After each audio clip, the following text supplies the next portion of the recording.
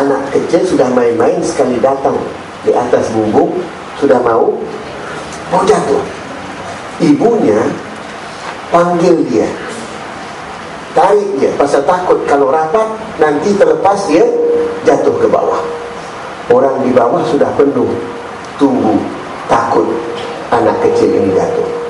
Ibunya sedang nangis dan cuba tarik, panggil anak ini, rapat, tidak mau. Bawa susu, kasih susu supaya dia datang. Anak ini masih tidak mau. Semua orang cemaskan. Sayyidina Ali lihat dari jauh. Apa yang dibuat oleh Sayyidina Ali bin Abi Thalib? Sayyidina Ali kata, lekas ambil satu anak kecil yang lebih kurang sebaya dengan anak itu. Lekas ambil satu anak kecil yang lebih kurang sebaya anak itu. Kemudian dicari, lekas anak diambil. Sayyidina Ali bawa di atas, taruh di atas bersama ibunya. Dan bila anak yang mau jatuh ini melihat kawannya, anak kecil itu naik, terus dia rapat dengannya, mau main dengan anak yang kecil itu, dan terus dapat dipeluk, diselamatkan. Hadirin dan hadirat, apa pelajaran kita dapat di sini? Ingat kata Rasulullah SAW, ana madinatul ilmi wa aliyun babuha. Aku bandar ilmu dan Sayyidina Ali adalah pintunya. Sayyidina Ali bin Abi Thalib melihat keadaan ini, ilmu yang paling besar. Seorang anak, seorang dewasa,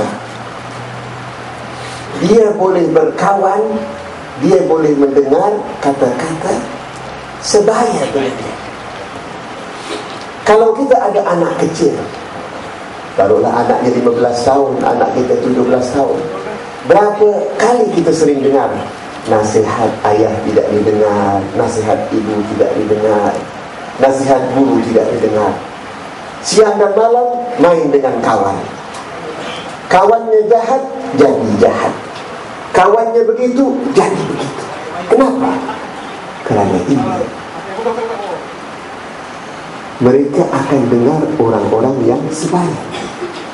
Kalau kita mau belayar jauh, apa pesanan Nabi? Cari sahabat sebelum kita belayar. Kita nak pergi haji, nak pergi umrah, apa yang kita cari? Cari orang yang, kawan kita yang boleh semesra dengan kita, dan biasanya hampir seumur. Tidak kalau kita umur 30 tahun, ambil satu orang kawan kita itu orang yang 90 tahun. Bagaimana? Dia kawan yang baik. Kalau dia perjalanan tidak betul, cakap dia kawan-kawan yang pintar, yang baik, barulah dapat dia berkawan dengannya, dia akan menjadi baik. Ini banyak. Ya ayyuhalladzina amanu taqullaha haqqa tuqatih wa la tamutunna illa wa antum muslimun. Ya ayyuhalladzina amanu taqullaha wal tanzur nafsun ma qaddamat lighadin wattaqullaha innallaha khabirun. Ya, sebanyak ayat-ayat Al-Quran mengarah kita bertakwa. Bila Sayyidina Ali ditanya apa itu arti takwa, kata Sayyidina Ali, empat perkara. Satu, yang pertama sekali apa? Kepintaran. Apa itu? Kepintaran. Orang yang bertakwa, orang yang pintar. Sebab itu Rasulullah SAW dan sekian nabi-nabi sebelumnya pertama sekali disebutkan fatana. Apa itu? Pintar. Para anbiya tidak bodoh sama sekali. Mau anak kita jadi pandai, campurkan dengan orang-orang yang pandai. Kepintaran lebih tinggi pada ilmu, lebih tinggi. Al-ilm imam al-amal. Bagaimana saya buktikan, hadirin? Lebih tinggi orang bilang ilmu. Talabul ilmu fardhatun ala kulli muslim. Kita belajar ilmu fardu. tapi kepintaran lebih tinggi pada ilmu. Saya kasih contoh hadirin dan hadirat. Ada doktor, taruhlah doktor pakar jantung. Ada 4 doktor pakar jantung. Ini pakar, itu pakar, ini semua 4 pakar jantung. Semua pandai. Bila ada mau operasi, kita boleh ambil yang mana satu 4, 5 pakar. Tapi yang berjaya yang mana satu? Di antara 4 yang pakar ini, doktor yang paling berjaya, yang paling pintar, yang paling pandai. Yang paling pandai itulah yang paling masyhur. Yang paling pandai itulah orang yang dicari. Sebagaimana kita harus tahu, orang yang pintar tidak mencari masyarakat, tapi masyarakat akan mencarinya. Orang yang pintar tidak akan mencari pekerjaan, tapi pekerjaan akan mencarinya. Tidak dicari kerja, tidak pergi minta kerja sana sini. Orang yang pintar, pekerjaan datang dari mana-mana, datang dari dunia lain datang. Minta kamu tolong jaga ini, tolong bikin ini. Kenapa? Kepintaran. Inilah sebab itu dalam Al-Quran Al-Karim banyak.